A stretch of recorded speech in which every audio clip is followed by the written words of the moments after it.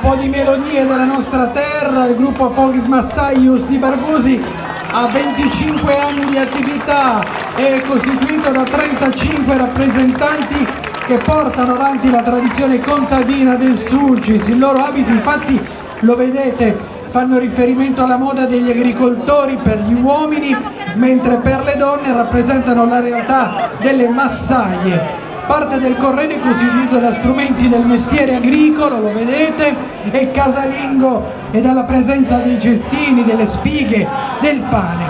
Loro portano la cultura del Sulcis in tante manifestazioni della Sardegna, ma sono tornati da poco anche dalla Spagna. Durante le sfilate, come oggi a Bugerri, cantano le tipiche melodie della tradizione accompagnati dalla chitarra e dall'organo stereofonico.